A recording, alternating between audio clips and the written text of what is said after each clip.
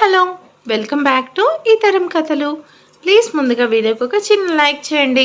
లైక్తో పాటు హైప్ ఇవ్వండి. ఈరోజు కథ నువ్వే నా శ్వాస, ఎపిసోడ్ నెంబర్ 88. కథను రచించిన వారు అనురాధ గారు, వాయిస్ ఓవర్ శ్వేత. ఇక లేట్ చేయకుండా కథలోకి వెళ్ళిపోదాం. అభి వెళ్ళిన అరగంటకి అంజలి రెడీ అయ్యి బయటకు వచ్చింది. ఆమెను చూసిన ముష్టి ఈసారి ఇంకాస్త ఎక్కువ ఆశ్చర్యపోయాడు. అంజలి ఎంతో అందంగా, ఎంతో సాంప్రదాయబద్ధకంగా శారీ కట్టుకుంది. రాయల్ బ్లూ కలర్ శారీపై మోడర్న్ డిజైన్ గోల్డ్ ఎంబ్రాయిడరీ వర్క్తో ఎంతో అందంగా ఉంది. పళ్ళు స్టిచ్ చేసి షోల్డర్ వరకు మెరుపు వెలుగులు విరజమ్ముతూ ఉన్నట్టు గోల్డ్ ఫ్లవర్ వర్క్ చేసి ఉంది. ఆ శారీ ఆమెకు ఎంతో అందాన్ని రెట్టింపు చేసింది. అంజలి శారీ కట్టినా మోడర్న్గా ఉండేటట్టు చూసుకుంది. ఆమె సన్నటి నడుము కాసింత ఎక్స్పోజ్ అవుతున్నా ఆమెకేమాత్రం ఇబ్బంది లేకుండా ఎంతో శ్రద్ధ పెట్టి కట్టుకుంది. ఒక మాటలో చెప్పాలంటే డైరీ మిల్క్ చాక్లెట్స్ శారీ కట్టుకొని పార్టీకి రెడీ అయింది అన్నట్టు ఎంతో ముద్దుగా, పెరిటల్ స్టోరీలో రాజకుమారిలా ఎంతో అందంగా, అమాయకంగా ఉంది. ముష్టి అంజలికి దగ్గరగా వచ్చి, అంజలి, నిజంగా ఎంత బాగున్నావు తెలుసా? నాదిష్టే తగిలేటట్టు ఉన్నావు. నిజం చెప్పనా, మిస్ యూనివర్స్ పోటీలో కానీ నువ్వు నిల్చుంటే ఆలోచించకుండా అవార్డు అర్హత నీకే ఇస్తారు. అంత బాగున్నావు అని మెచ్చుకున్నాడు. అంజలి నవ్వుతూ, పర్దనన్నయ్య ఇదా పట్టుకు, మరీ ఎక్కువ మోసేస్తున్నారు, పదండి వెళ్దాం. సరే, లేట్ అయితే అంతమందిలో మనకి క్లాస్ వేస్తారు అని చెప్పి ముందుకు కదిలి, ఒక్క నిమిషం అన్నయ్య అని వెనక్కి వెళ్ళి గతంలో విక్రమ్ సునీతల నిశ్చితార్థంలో అభి వేసిన నెక్లెస్ తీసుకొని వేసుకొచ్చి బాగుందా అంటూ వెళ్ళి కారులో కూర్చుంది. ముష్టి నవ్వుతూ, ఎప్పుడు లేంది అంజలికి ఎందుకింత ఇంట్రెస్ట్ వచ్చేసింది తయారీపై అనుకుంటూ కారు నడుపుతూ పార్టీ జరుగుతున్న హోటల్కి చేరుకున్నాడు. అభిరామ్ లోపలికి వెళ్ళగానే అక్కడి వారు అతన్ని ఎంతగానో సత్కరించారు. వినోద్ గారిని కూడా గౌరవంగా చూసి విష్ చేశారు. విచిత్ర అక్కడికి చేరుకుంది. ఎంతో అందంగా కనిపించాలనుకొని మరింత చిన్న బట్టలు వేసుకొని లిప్స్టిక్, మేకప్ హెవీగా వేసుకొని వచ్చింది. ఆమెకు అట్రాక్ట్ అవుతూ చాలామంది పొగుడుతూ ఉన్నారు. అక్కడికి చాలామంది లేడీస్ వచ్చారు. వాళ్ళంతా ఎంతో మోడర్న్గా ఉన్నారు. వాళ్ళంతా అభిరామ్ చుట్టూ చేరి అతన్ని ఉక్కిరి బిక్కిరి చేస్తున్నారు. కొడుకు ఫాలోయింగ్ తెలిసిన వినోద్ గారు నవ్వుతూ అక్కడ పెద్దల మధ్య కూర్చొని బిజినెస్ విషయాలు మాట్లాడుతూ ఉన్నారు. అభిరామ్ మాత్రం అంజలి రాక కోసం ఎంతో కంగారుగా చూస్తున్నాడు. విచిత్ర అభిరామ్ మొహంలో కంగారు గమనిస్తూనే ఉంది. అక్కడే ఉన్న ప్రసాద్ కూడా అభిరామ్ మొహంలో టెన్షన్ గుర్తించాడు. అంతలో అక్కడికి సురేంద్ర తన తండ్రి భూపతితో కలిసి అక్కడికి ఎంతో మంచివాడిలా చిరునవ్వులు చిందిస్తూ వచ్చాడు. అతన్ని చూడగానే అభి రక్తం మరిగింది. ఒక్కసారిగా అతని మీదకి దూకి చితక్కొట్టాలనిపించినా కంట్రోల్ చేసుకుంటూ మౌనంగా చూస్తూ నిలబడ్డాడు. అతని కోపం సంగతి తెలిసిన అక్కి, సునీత అభిరామ్కి దగ్గరగా వచ్చి కంట్రోల్ అంటున్నారు. సురేంద్ర కూడా అక్కడంతా ఉండి అంజలి లేకపోవడం చూసి కాస్త అసహనం వ్యక్తం చేస్తున్నాడు. ఒక 5 నిమిషాల వ్యవధిలో అంజలి ముష్టివర్ధన్ కారులో నుంచి దిగింది. ఆమె రాక గమనించి అభిరామ్ ఎంతో ఆతృతగా ముందుకు రాబోయి అక్కడంతా ఉన్నారు. ముఖ్యంగా సురేంద్ర ఉన్నాడు. వాడికి సందేహం రాకూడదని అతని మనసు కంట్రోల్ చేసుకుంటూ నిల్చున్నాడు. అంజలి నవ్వుతూ లోపలికి అడుగుపెట్టింది. ఆమె వైపు చూసిన ప్రతి ఒక్కరూ రెప్పవేయడం మానేశారు. అంత అందంగా, ఎంతో ముద్దుగా ఉందామె. అభిరామ్ అంజలిని అలా చూసి మైమర్చిపోయాడు. వావ్ అని అప్రయత్నంగా బయటికి అనేశాడు. అతని మొహం పున్నమి చంద్రుడిలా వెలిగిపోవడం చూసి విచిత్ర అడ్డుగా చూసింది. ఆమె కళ్ళకి అంజలి జిగ్గుమన్నట్టు ఒక మెరుపులా కనిపించింది. అంతే, ఆమె ముందు తాను పూర్తిగా తేలిపోయిందని అర్థమైంది. ఆమె ఇంకాస్త ఈర్ష్యకు లోనైంది. అంజలి రాక గమనించిన సురేంద్ర ఒక్కసారిగా ఆనందపడుతూ ఆమె వైపు చూశాడు. అతనికి ఆమె ఇంకాస్త ఎక్కువ నచ్చేసింది. వావ్, ఎంత బాగుంది, ఇంత అందం నా సొంతం అనుకుని ముడుచుకుపోతూ ఉన్నాడు. అంజలి సునీత అక్షిత పక్కన నిల్చొని ఎలా ఉంది అని అడిగింది. వాళ్ళు చాలా బాగున్నావు, యువరాణిలా ఉన్నావు అని పొగిడారు. అంతా అక్కడి మెయిన్ అట్రాక్షన్ అంజలిగా ఫిక్స్ అయిపోయి మనస్ఫూర్తిగా ఒప్పుకున్నారు కూడా. అంజలి విచిత్ర వైపు చూసి కళ్ళెగరేసింది. ఆమె మొహం పక్కకు తిప్పుకొని కూర్చుంది. అంతలో బోర్డు కమిటీ అధ్యక్షుడు మాట్లాడుతూ బెస్ట్ బిజినెస్ మ్యాన్ అవార్డు అందుకోవాల్సిందిగా అభిరామ్ గారిని కోరుతున్నామని చెప్పారు. అభి కూడా అంజలి కోసం అన్నట్టు కాస్త స్పెషల్గా రెడీ అయి ఉన్నాడు. ఆమెకు అతను ఎంతగానో నచ్చాడు. అక్కడ కొందరు అభి అంజలి జంట చాలా బాగుంది అనుకుంటూ ఉన్నారు. అభి నవ్వుతూ వెళ్ళి ఆ అవార్డు తనకి కాకుండా తన తండ్రి అయిన వినోద్ గారికి అందివ్వాలి అని కోరుకున్నాడు. అతని నిర్ణయాన్ని అంగీకరించి వినోద్ గారిని వేదికపై పిలిచి అవార్డు అందించారు. ఆ చర్యకి వినోద్ గారు ఎంతో ఆనందపడుతూ అభి ఏంట్రా ఇది అని సంతోషంగా కొడుకుని హత్తుకున్నారు. అభి కన్నీళ్లు పెట్టుకుంటూ నా కోసం ఎంతో చేశావు డాడ్, ఈ అవార్డు మీది అని నవ్వుతూ చెప్పాడు. అక్కడి వారంతా చప్పట్లు కొట్టారు. అంజలికి అభిరామ్ మనసు అర్థమవుతుంది. ఆమె ఎంతో సంతోషపడింది. అవార్డు ఇవ్వడం పూర్తయ్యాక అంతా డిన్నర్కి సిద్ధపడ్డారు. అలానే చాలామంది మ్యూజిక్ ఎంజాయ్ చేస్తూ డాన్స్ కూడా చేస్తూ అంతా పార్టీని ఎంజాయ్ చేస్తున్నారు. ఒక భూపతి సురేంద్ర మాత్రం ఆ తండ్రి కొడుకులను చూసి రగిలిపోయారు. అభి వినోద్ గారు ఒక టేబుల్ దగ్గర కూర్చున్నారు. వాళ్ళకి దగ్గరగా అక్షిత సునీత కూర్చొని ఉన్నారు. విచిత్ర కావాలని తానే సెక్రటరీ అని అందరికీ తెలియాలి అన్నట్టు అభిరామ్ పక్కనే కూర్చుంది. ఆ దృశ్యం చూసిన అంజలికి ఎక్కడలేని కోపం వచ్చింది. బయట పడకుండా ముష్టివర్ధంతో కలిసి కాస్త దూరంగా కూర్చుంది. అభి అంజలికి దూరంగా ఉండడానికి కారణం సురేంద్రకి నమ్మకం కలగడం కోసం. కానీ అంజలి ఫీల్ అవుతుందని అతను ఎక్స్పెక్ట్ చేయలేదు. అభి అలా దూరంగా ఎందుకున్నాడో అక్కడి కుటుంబ సభ్యులందరికీ తెలుసు. అందుకే వాళ్ళు కూడా ఇన్వాల్వ్ అవ్వకుండా ఎవరి హడావిడిలో వాళ్ళు మాట్లాడుకుంటూ ఉన్నారు. ముష్టివర్ధన్ విచిత్ర వైపు చూసి గుటకలు మింగుతూ ఏమున్నావు, నా హీరోయిన్నా నువ్వు నా పక్కన కూర్చోవాలి, కానీ ఏం చేస్తాం కర్మ, ఇక్కడ సిస్టర్కి కాపలా కాస్తున్నా, నువ్వు అక్కడ బాస్ పక్కన కూర్చొని ఉన్నావు అని దిగులు పడుతూ ఉన్నాడు. అంతలో సురేంద్ర అంతా గమనించి అంజలిని అభి దూరం పెట్టాడు. మంచి విషయం అనుకొని సంతోషపడుతూ ఆమె దగ్గరికి వచ్చి హాయ్ అంజలి గారు అని పలకరించాడు. అంజలి ఉలిక్కిపడి చూసింది. ముష్టి షాక్ అయిపోయి కూర్చున్నోడు లేచి నిల్చున్నాడు. దూరంగా ఉన్న అభి ఆవేశం కట్టలు తెంచుకుంటుంది. పంటి బిగువున కోపం అణుచుకుంటూ మొహంపై ఎటువంటి ఎక్స్ప్రెషన్ చూపకుండా చూస్తున్నాడు. అంజలి నవ్వుతూ సురేంద్ర గారు బాగున్నారా అని ఎంతో గౌరవంగా పలకరించి మీరు చాలా మంచివారు, మీకు రాకుండా పోయిన అవార్డు వేరొకరికి వచ్చినా విష్ చేయడానికి వచ్చారు, చాలా గ్రేట్ అని పొగిడింది. ముష్టి కంగారు పడుతూ లోపల అనుకుంటూ ఉన్నాడు. అంజలి ఇప్పుడు వీడితో మాట్లాడడం అవసరమా, అక్కడ సింహం బరిలోకి దిగేలా ఉంది, జాగ్రత్త అనుకుంటూ అభిరామ్కి కళ్ళతో సైగ చేస్తూ ఉన్నాడు. అతను సురేంద్ర అభిరామ్ని రెచ్చగొట్టాలనే ఆలోచనతో అంజలితో మాట్లాడుతున్నాడు అని అర్థమవుతుంది. భూపతి కూడా సురేంద్ర పక్కకొచ్చి నిల్చొని సురేంద్ర టైం అవుతుంది అన్నాడు. సురేంద్ర ఓకే డాడ్ అంటూ అంజలి నేను ఒక పని మీద అమెరికా వెళ్తున్నా, తిరిగి వచ్చాక మీతో ఒక ముఖ్యమైన విషయం మాట్లాడాలి, మీరు నన్ను ఒకసారి మీట్ అవ్వాలి, నో చెప్పకండి, ఇప్పుడు కూడా ఈ మాట చెప్పడానికి ఇక్కడికి వచ్చాను, ఫ్లైట్కి టైం అవుతుంది బాయ్ అని చెప్పి ఒకసారి అభిరామ్ వైపు చూశాడు. అభి మొహంలో ఎటువంటి సీరియస్నెస్ లేదు. సురేంద్ర నవ్వుకుంటూ కోహినూర్ వజ్రాన్ని కాదనుకుంటున్నావురా అని నవ్వుతూ ముందుకు కదిలాడు. భూపతి అంజలిని ఆస్వాదిస్తున్నట్టు తలపై చేయి వేసి ఉంటా తల్లి జాగ్రత్త అన్నాడు. ఆమె అతని స్పర్శకి షాక్ కొట్టినట్టు అయిపోయి అయోమయంగా తలాడించింది. ఆ ఇద్దరు వెళ్ళిపోయారు. ముష్టి హమ్మ అనుకొని ఊపిరి తీసుకున్నాడు.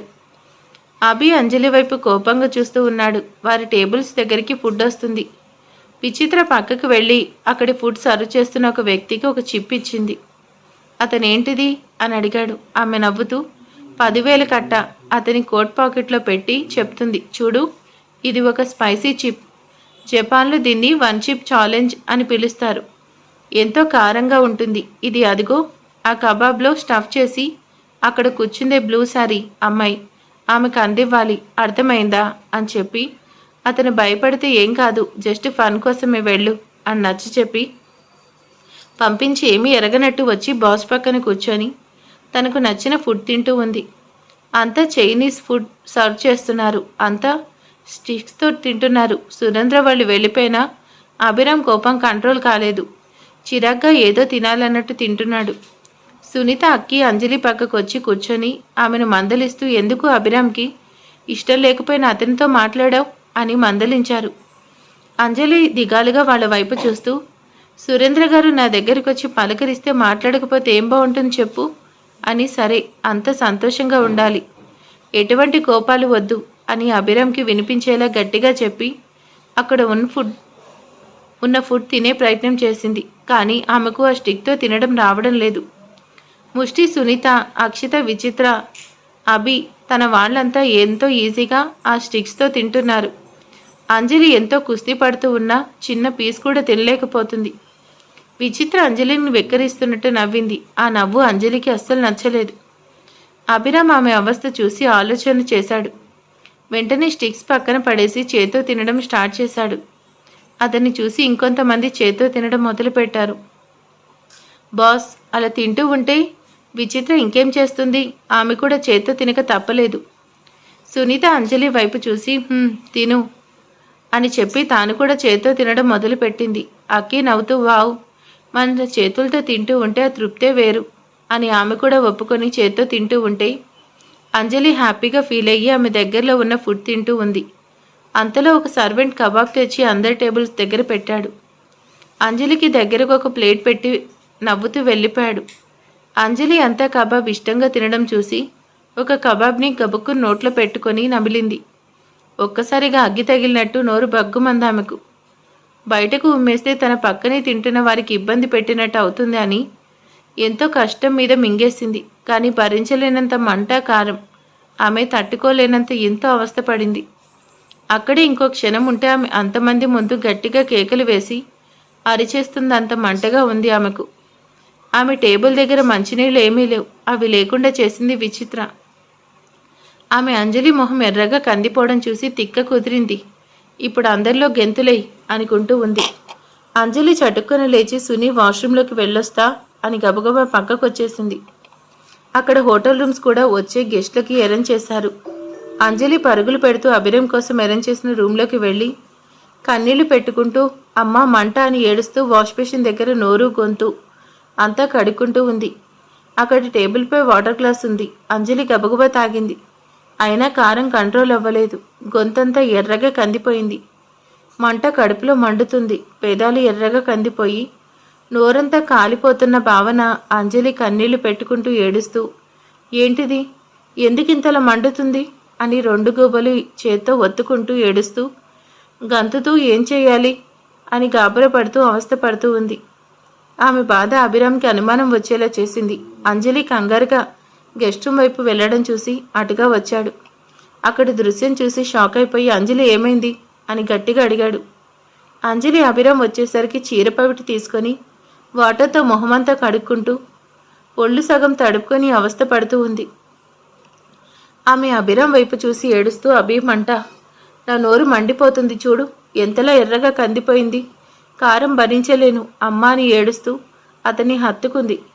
ఆమె పరిస్థితి చూసి అభి కంగారు పడి అక్కడి ఆర్గనైజింగ్ వాళ్ళని కొన్ని కూల్ డ్రింక్స్, ఐస్ క్రీమ్స్ మొదలైనవి చల్లగా తీయగా ఉన్నవన్నీ తెప్పించి కంగారు పడుతూ వణుకుతున్న చేతులతో ఆమెకు తినిపిస్తున్నాడు. కానీ అంజలి నోరు కొట్టుకుపోయి ఉంది. ఐస్ క్రీమ్ తిన్నా కంట్రోల్ అవ్వలేదు. ఎంతో బాధ అతన్ని కూడా బాధించింది. అంజలి పూర్తిగా కంట్రోల్ తప్పుతూ అభి చచ్చిపోతాను, నా వల్ల కాదు అని జుట్టు లాక్కుంటూ దగ్గుతూ ఏడుస్తూ ఉంటే అభిరామ్కి ఏం చేయాలో అర్థం కాలేదు. ఏమైంది అంజలి, నువ్వేం తిన్నావు, నేను ఇంతలా బాధించింది ఏంటి, నాకు భయంగా ఉంది అని ఇంకో ఐస్ క్రీమ్ తినిపించబోయాడు. ఆమె దాన్ని నెట్టేసి అరుస్తూ మంట మంట అని గట్టిగా ఏడవడం మొదలుపెట్టింది. అది చూసి అభిరామ్ తట్టుకోలేకపోయాడు. వేరే దారి లేక ఎంతో కంగారుగా ఆమె పెదవుల్ని అతని పెదవులతో అందుకున్నాడు. అంతవరకు కారమని ఏడుస్తున్న అంజలి షాక్ అయింది. అభికి ఆమె లిప్స్ టచ్ అవ్వగానే అర్థమైంది అతనికి జిగ్గుమనేట్టు ఉంది ఆ కారం అని. అతను ఇంకా ఆలస్యం చేయకుండా ఒక ప్రేయసి కష్టం ఒక ప్రేమికుడిగా ఏ విధంగా తీర్చాలో తెలిసిన వాడిగా ఆమె ఎదరాలను చుంబిస్తూ అతని నాలుకకు పని చెప్తూ వీలైనంత సుతారంగా ఆమెకు కారం అనిపిస్తున్న భాగాన్ని అతని మధుర చుంబనంతో శాంతపరుస్తూ కంట్రోల్ చేశాడు. అంజలి పెదాలను అలాగే మంట పెడుతున్న ఆమె నోటి లోపల భాగాన్ని కూడా అభి శాంతపరిచి అతను కంగారు పడిపోతూ ఆమె మొహమంతా ముద్దులు పెడుతూ ఏం లేదు, తగ్గిపోతుంది, భయపడకు అని చెప్తూ కంట్రోల్ చేసి ఆమె వైపు కంగారుగా చూస్తూ, ఇప్పుడు మంట తగ్గిందా అని ఎంతో ఆరాధనగా అడిగాడు. అంజలి ఏడుస్తూ కొద్దిగా తగ్గింది, మరి ఇక్కడో అని ఆమె కంఠాన్ని చూపించింది. అభి ఆమెను అతని కౌగిల్లోకి తీసుకుని ఎర్రగా కందిపోయిన కంఠాన్ని అతని ముద్దులతో చల్లబరుస్తూ ఆమెను శాంతపరుస్తూ ఉన్నాడు. ఆ క్షణం అతనికి తాను చేస్తుంది తప్పు అనిపించలేదు. అంజలికి బాధ తగ్గాలి అనుకున్నాడు, అంతే. ఒక పెళ్లి కాని అమ్మాయితో తాను ఆ విధంగా ప్రవర్తించడం సరికాదు అని విచక్షణ అతనికి తెలుసు. కానీ అంజలి అతని భార్య, ఎప్పటికైనా ఆమె అతని భార్య అనే దృఢ నిశ్చయంతో ఉన్నాడతను. అందుకే చొరవ తీసుకుంటూ అంజలి చూపించే ప్రతి చోట చుంబిస్తూ ఆమెను చల్లని శీతాల వాతావరణంకి చేర్చాడు. అంజలి తిన్న కారం చాలా వరకు అభిరామ్ అతని నోటితో వెనక్కి లాగేశాడు అని చెప్పుకోవాలి. కానీ అంజలి చాలా నీరసించిపోయి దాదాపు మైకంలోకి వెళ్ళిపోయినట్టు అతన్ని గట్టిగా చుట్టుకొని ఏడుస్తూ అతని గుండెలపై తలపెట్టుకుని స్పృహ కోల్పోయింది. ఒక్కసారిగా ఎంతో దారుణంగా అయిపోయింది. ఆమె బట్టలు సరిగ్గా లేవు, బయటకు తీసుకువెళ్లేందుకు బాగోదు, అంతా చూస్తారు. అంజలి ఆ కారం తాళలేక బాధలో చీర లాగేసుకుంది. అది సగం చిరిగిపోయి ఆమె జుట్టు చెరిగిపోయి ఏడ్చి ఏడ్చి కళ్ళు ఉబ్బిపోయి మొహమంతా ఎర్రగా కందిపోయింది. అంతేకాదు ఆమె కంఠం దగ్గర, చేతులు మణికట్టు దగ్గర ఆమె ఉమ్మేసుకుంది అనుకుంటా. ఆమె తిన్న ఫుడ్ ప్రతి ఉన్న చోట ఎర్రగా దద్దుల్లొచ్చినట్టయింది. అభి ఆ ప్రతి చోటు ముద్దాడి ఆమెను పూర్తిగా అతని కంట్రోల్లోకి తెచ్చుకున్నాడు. ఇప్పుడు ఆమె నార్మల్ అయింది, కానీ స్పృహలో లేదు. అభిరామ్ నుంచి కూడా కదలనివ్వకుండా గట్టిగా చుట్టుకొనుంది. అతనికి ఆమె కదల్చాలి అనిపించలేదు. అందుకే ఆమెను హత్తుకొని అలాగే ఎత్తుకొని బెడ్రూమ్ డోర్ వేసుకొని వచ్చి బెడ్పై వాలిపోయాడు. అంజలికి ఏం జరిగిందో అతనికి అర్థం కాలేదు. కానీ భరించలేని కారం ఆమె తినింది అని అతనికి కూడా అర్థమైంది. ఎందుకంటే ఇప్పుడు అతనికి కూడా చాలా మంటగా అనిపించింది. అతనికి అలా ఉంటే సున్నితమైన అమ్మాయి ఆ కారం ఎలా తట్టుకుంటుంది అని ఎంతో బాధపడుతూ ఆవేశపడ్డాడు. ఏం జరిగింది నీకు?